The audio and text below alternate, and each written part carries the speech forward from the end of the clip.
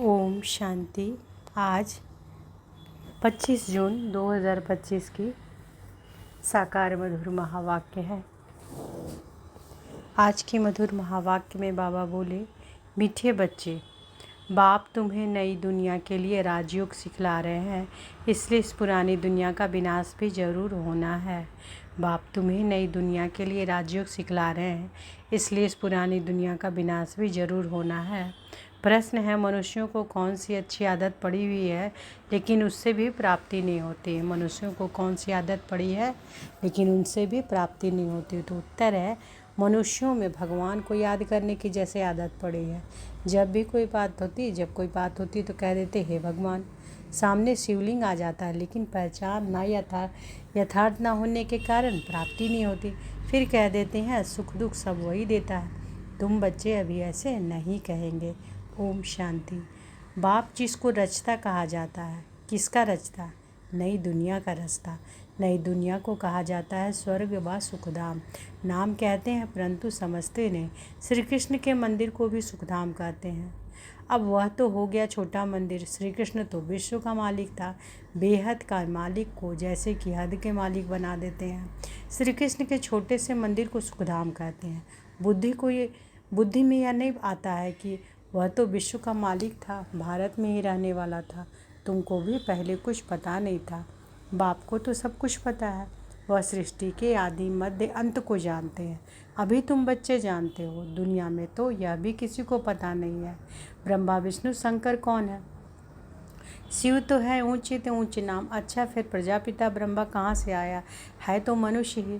प्रजापिता ब्रह्मा तो जरूर यहाँ ही चाहिए ना, जिससे ब्राह्मण पैदा हो। प्रजापिता माना ही मुख से अडॉप्ट करने वाला। तुम हो मुख वंशावली।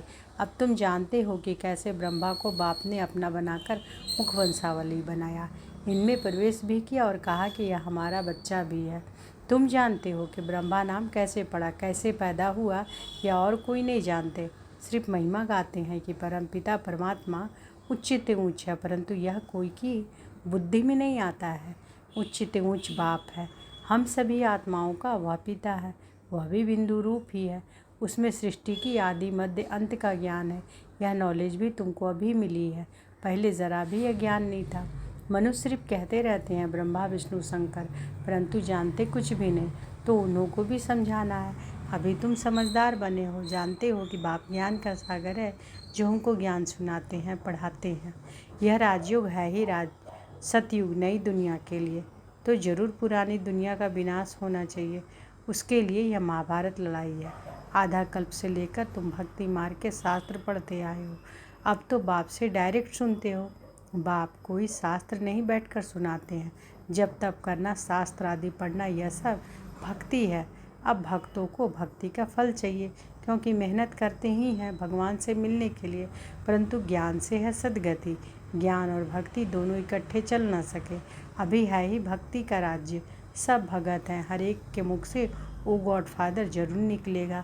अब तुम बच्चे जानते हो कि बाप ने अपना परिचय दिया है कि मैं छोटी बिंदु हूँ। मुझे ही ज्ञान का सागर कहते हैं। मुझ बिंदु में सारा ज्ञान भरा हुआ है। आत्मा में ही नॉलेज रहती है। अभी तुम बच्चे समझते हो कि उनको परमपिता परमात्मा कहा जाता है। यह है सुप्रीम सोल, अर्थात सबसे उच्च पतित पावन बाप ही सुप्रीम है ना।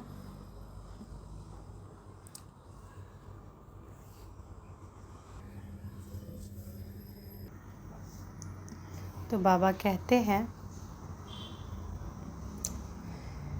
कि अब तुम बच्चे जानते हो कि बाप ने अपना परिचय दिया है कि मैं छोटी बिंदु हूँ। मुझे ही ज्ञान का सागर कहते हैं। मुझ बिंदु में सारा ज्ञान भरा हुआ है। आत्मा में ही नॉलेज रहती है। अभी तुम बच्चे समझते हो कि उनको परमपिता परमात्मा कहा जाता है। वह है सुप्रीम सोल, अर्थात सबसे ऊंच पतित पावन बाप ही सुप्रीम है ना। मनुष्य हे भगवान कहेंगे तो शिवलिंग ही याद पड़ेगा। वह भी यथार्थ रीति से नहीं। एक जैसे कि आदत पड़ गई है कि भगवान को याद करना है, भगवान ही सुख दुख देता है। अभी तुम बच्चे ऐसे नहीं कहेंगे। तुम जानते हो कि बाप तो सुखदाता है। सतयुग में सुख धाम था, वहाँ दुख का नाम नहीं था। कलयुग में है ही दुख, यहाँ सुख का नाम ही नहीं। उच्च भगवान वह है सर्व आत्माओं का बाप। यह किसी को पता नहीं है कि आत्माओं का बाप भी है। कहते भी हैं कि हम सब ब्रदर्स हैं। तो ज़रूर सब एक बाप के बच्चे ठहरे ना। कोई फिर कह देते हैं वह तो सर्वव्यापी है, तेरे में भी है मेरे में भी है। अरे तुम तो आत्मा हो, यह तुम्हारा शरीर है, फिर तीसरी चीज़ कैसे हो सकती है?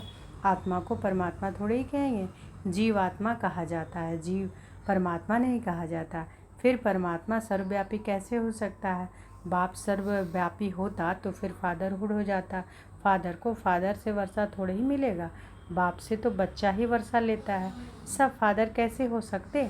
इतनी छोटी सी बात भी कोई के समझ में नहीं आती है। तब बाप कहते हैं कि बच्चे, हमने आज से 5000 वर्ष पहले तुमको कितना समझदार बनाया था। तुम एवर हेल्दी वेल्दी समझदार थे, इससे जास्ती समझदार कोई हो नहीं सकता। तुमको अभी जो समझ मिलती है वह फिर वहाँ नहीं होगी। वहाँ वह थोड़े ही मालूम रहता है कि हम फिर गिरेंगे। यह मालूम हो तो फिर सुख की भासना ही ना हो। अब ज्ञान फिर प्रायः लोप हो जाता है। यह ड्रामा का ज्ञान सिर्फ अभी तुम्हारी बुद्धि में है। ब्राह्मण ही अधिकारी रहते हैं। तुम्हारी बुद्धि में है कि अब हम ब्राह्मण वर्ण के हैं, ब्राह्मणों को ही बाप ज्ञान सुनाते हैं, ब्राह्मण फिर सबको सुनाते हैं। गायन भी है कि भगवान ने आकर स्वर्ग की स्थापना की थी, राजयोग सिखाया था। देखो, श्री कृष्ण जयंती मनाते हैं, समझते हैं कि श्री कृष्ण बैकुंठ का मालिक था, परंतु वह विश्व का मालिक था यह बुद्धि में नहीं आता। जब उनका राज्य था तो और कोई धर्म नहीं था, उनका ही सारे विश्व पर राज्य था और जमुना के किनारे था। अब तुमको यह कौन समझा रहे हैं? भगवान उवाच। बाकी वह है जो वेद शास्त्र आदि सुनाते हैं, वह है भक्ति मार्ग के। वहाँ तो खुद भगवान तुमको सुना रहे हैं। अभी तुम समझते हो कि हम पुरुषोत्तम बन रहे हैं, तुमको ही यह बुद्धि में है कि हम शांति धाम के रहने वाले हैं, फिर हम आकर 21 जन्मों की प्रारब्ध भोगेंगे। तुम बच्चों को अंदर में खुशी से गदगद होना चाहिए कि बेहद का बाप शिव बाबा हमको पढ़ा रहे हैं। वह ज्ञान का सागर है, सृष्टि के आदि मध्य अंत को जानता है। ऐसा बाबा हमारे लिए आया तो खुशी में गुदगुदी होती है। बाबा को कहते हैं कि बाबा, हमने आपको अपना वारिस बनाया। बाप बच्चों पर वारी जाते हैं। बच्चे फिर कहते हैं, भगवान आप जब आएंगे तो हम आप पर वारी जाएंगे, अर्थात बच्चा बनाएंगे। यह भी अपने बच्चों को ही वारिस बनाते हैं। बाबा को वारिस कैसे बनाएंगे, यह भी गुह्य बात है। अपना सब कुछ एक्सचेंज करना, इससे बुद्धि का काम है। गरीब तो झट एक्सचेंज कर लेंगे, साहूकार मुश्किल करेंगे। जब तक कि पूरी रीति ज्ञान ना उठाएं, इतनी हिम्मत नहीं रहती। गरीब तो झट कह देते, बाबा हम तो आपको ही वारिस बनाएंगे। हमारे पास रखा ही क्या है वारिस बनाकर, फिर शरीर निर्वाह भी अपना करना है। सिर्फ ट्रस्टी समझ कर रहना है। युक्तियाँ बहुत बताते रहते हैं। बाप तो सिर्फ कहते हैं कि कोई पाप कर्म में तो पैसे खराब नहीं करते हैं। बाबा बोलते हैं कि बाप तो सिर्फ देखते हैं कि कोई पाप कर्म में तो पैसे खराब नहीं करते हैं। मनुष्य को पुण्य आत्मा बनाने में पैसा लगाते हैं, सर्विस भी कायदेशीर करते हैं, यह पूरी जांच करेंगे फिर सब राय देंगे। यह भी धंधे में ईश्वर अर्थ निकालते थे ना, वह तो था इनडायरेक्ट। यह भी यानी ब्रह्मा बाबन बोल रहे हैं कि यह भी धंधे में ईश्वर अर्थ निकालते थे ना, वह तो था इनडायरेक्ट। अभी बाप डायरेक्ट आए हैं। मनुष्य समझते हैं कि हम जो कुछ करते हैं उनका फल ईश्वर दूसरे जन्म में देते हैं। कोई गरीब दुखी है तो समझेंगे कर्म ही ऐसा किया हुआ, अच्छे कर्म किए हैं तो सुखी हैं। बाप तुम बच्चों को कर्मों की गति पर समझाते हैं। रावण राज्य में तुम्हारे सब कर्म विकर्म ही हो जाते हैं। सतयुग और त्रेता में रावण ही नहीं, इसलिए वहाँ कोई कर्म विकर्म नहीं होता। यहाँ जो अच्छे कर्म करते हैं उनका अल्पकाल के लिए सुख मिलता है, फिर भी कोई ना कोई रोग खिटखिट तो रहती ही है, क्योंकि अल्पकाल का सुख है। अभी बाप कहते हैं यह रावण राज्य ही खत्म होना है, राम राज्य की स्थापना शिव बाबा कर रहे हैं। तुम जानते हो कि यह चक्र कैसे फिरता है। भारत ही फिर गरीब हो जाता है। भारत आज से 5000 वर्ष पहले स्वर्ग था।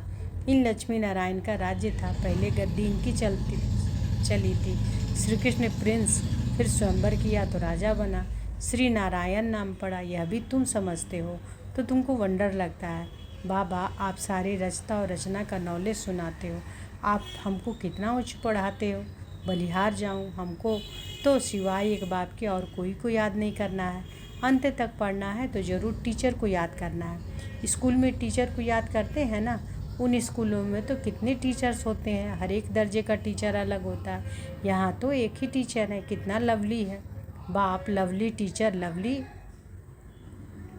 बाप लवली बाप लवली, टीचर लवली आगे भक्ति मार्ग में अंधश्रद्धा से याद करते थे। अभी तो डायरेक्ट बाप पढ़ाते हैं तो कितनी खुशी होनी चाहिए। फिर भी कहते हैं कि बाबा भूल जाते हैं। पता नहीं हमारी बुद्धि आपको क्यों नहीं याद करती है। गाते भी हैं, ईश्वर की गति मति न्यारी है। बाबा आपकी गति और सदगति की मत तो बड़ी वंडरफुल है। ऐसे बाप को याद करना चाहिए। स्त्री अपने पति के गुण गाती है ना, बड़ा अच्छा है। यह उनकी प्रॉपर्टी है, अंदर में खुशी रहती है ना। यह तो पतियों का पति, बापों का बाप है। इनसे कितना हमको सुख मिलता है और सबसे दुख मिलता है, और सबसे तो दुख मिलता है। तो बाबा क्या कह रहे हैं कि स्त्री अपने पति का गुण गाती है ना, बड़ा अच्छा है। यह उनकी प्रॉपर्टी, अंदर में खुशी रहती है ना। तो यह तो पतियों का पति, बापों का बाप है ना बाबा। इनसे कितना हमको सुख मिलता है और सबसे तो दुख मिलता है। हाँ, टीचर से सुख मिलता है क्योंकि पढ़ाई से इनकम होती है। गुरु हमेशा किया जाता है वानप्रस्थ में।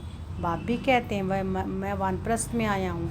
यह भी वानप्रस्थी है, मैं भी वानप्रस्थी। यह सब मेरे बच्चे भी वानप्रस्थी हैं। बाप टीचर गुरु तीनों ही इकट्ठे हैं। बाप टीचर भी बनते हैं, फिर गुरु बन साथ ले जाते हैं। उस एक बाप की महिमा है। यह बातें और कोई शास्त्र आदि में नहीं है। बाबा हर बात अच्छी रीति समझाते हैं। इनसे ऊंची नॉलेज कोई होती नहीं।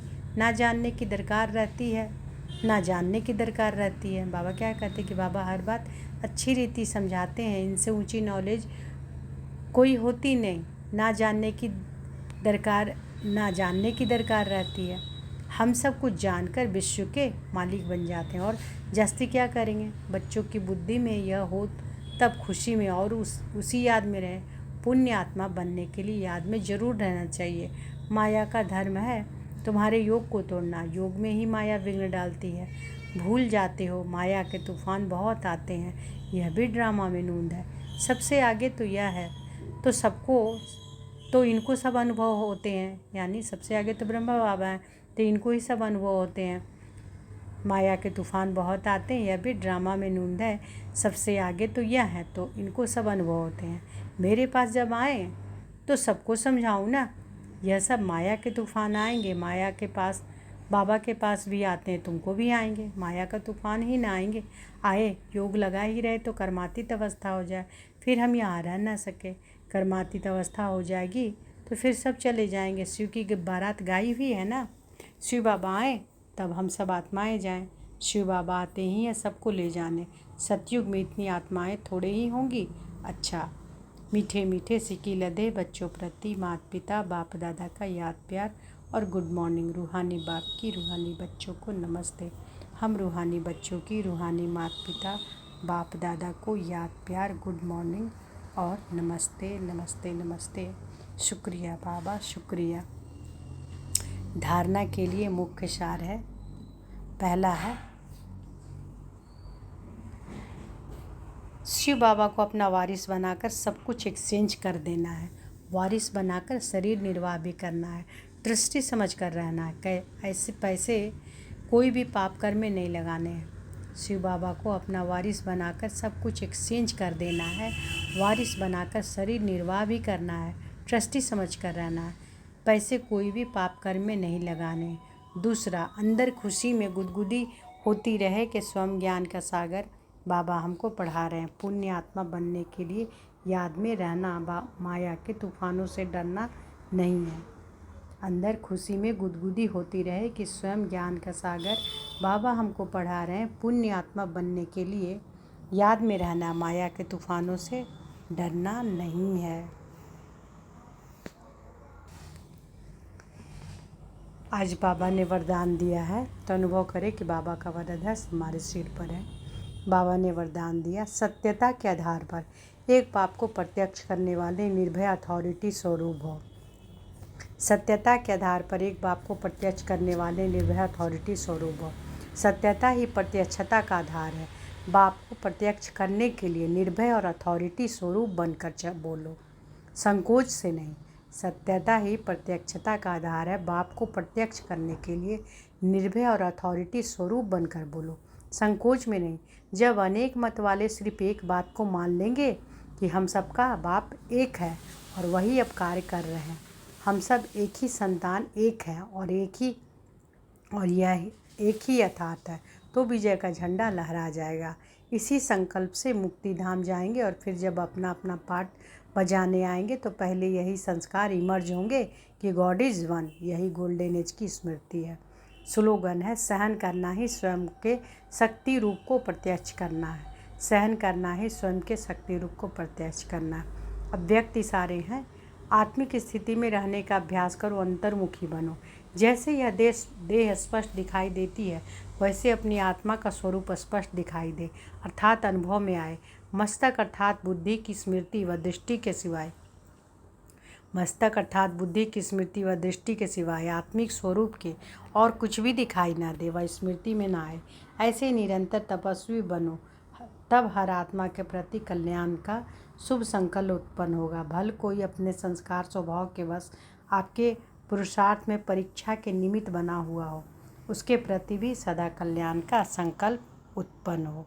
तो बाबा क्या बोलते हैं कि जैसे यह देह स्पष्ट दिखाई देती है वैसे अपनी आत्मा का स्वरूप स्पष्ट दिखाई दे, अर्थात अनुभव में आए। मस्तक अर्थात बुद्धि की स्मृति व दृष्टि के सिवाय आत्मिक स्वरूप के और कुछ भी दिखाई न दे, वह स्मृति में न आए। ऐसे निरंतर तपस्वी बनो, तब हर आत्मा के प्रति कल्याण का शुभ संकल्प उत्पन्न होगा। भल कोई अपने संस्कार स्वभाव के वश आपके पुरुषार्थ में परीक्षा के निमित्त बना हुआ हो, उसके प्रति भी सदा कल्याण का संकल्प उत्पन्न हो। तो आज की मधुर महावाक्य में बाबा क्या बोले कि बाप तुम्हें नई दुनिया के लिए राजयोग सिखला रहे हैं, इसलिए इस पुरानी दुनिया का विनाश भी ज़रूर होना है। अच्छा, शुक्रिया बाबा, शुक्रिया। ओम शांति।